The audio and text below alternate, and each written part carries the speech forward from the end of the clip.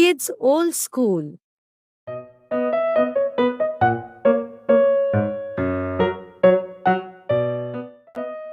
मेंढक और बैल की कहानी बहुत पुरानी बात है।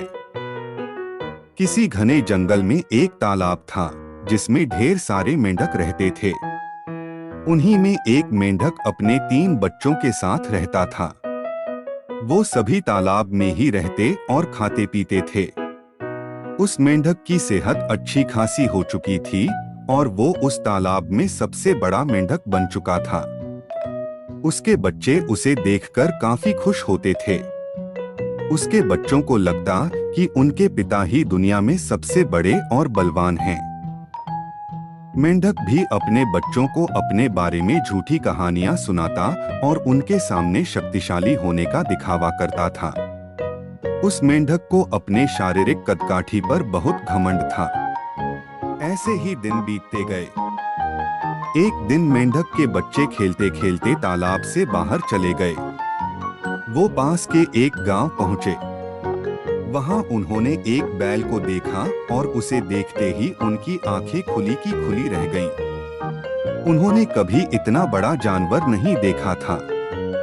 वो बैल को देखकर डर गए और बहुत ज्यादा हैरान हो गए। वो बैल को देखे जा रहे थे और बैल मजे से घास खा रहा था। घास खाते खाते बैल ने जोर से हुंकार लगाई। बस फिर क्या था, मेंढक के तीनों बच्चे डर के मारे भागकर तालाब में अपने पिता के पास आ गए। पिता ने उनके डर का कारण पूछा। उन तीनों ने पिता को बताया कि उन्होंने उनसे भी विशाल और ताकतवर जीव को देखा है। उन्हें लगता है वो दुनिया का सबसे बड़ा और शक्तिशाली जीव है। यह सुनते ही मेंढक के अहंकार को ठेस पहुंची। उसने एक लंबी सांस भरकर खुद को फुला लिया और कहा, क्या वो उससे भी बड़ा जीव था? उसके बच्चों ने कहा, हाँ, वो तो आपसे भी बड़ा जीव था। मेंढक को गुस्सा आ गया। उसने और ज्यादा सांस भरकर खुद को फुलाया और पूछा, क्या अब भी वो जीव बड़ा था? बच्चों ने कहा, ये तो कुछ भी नहीं, वो आपसे कई गुना बड़ा था। मेंढक से यह सुना नहीं गया। वह सांस फुला फुला कर खुद को गुब्बारे की तरह फुलाता चला गया।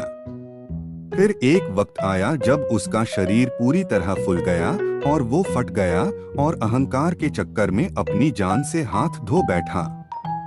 कहानी से सीख, कभी भी किसी बात का घमंड नहीं करना चाहिए। घमंड करने से खुद का ही नुकसान होता है।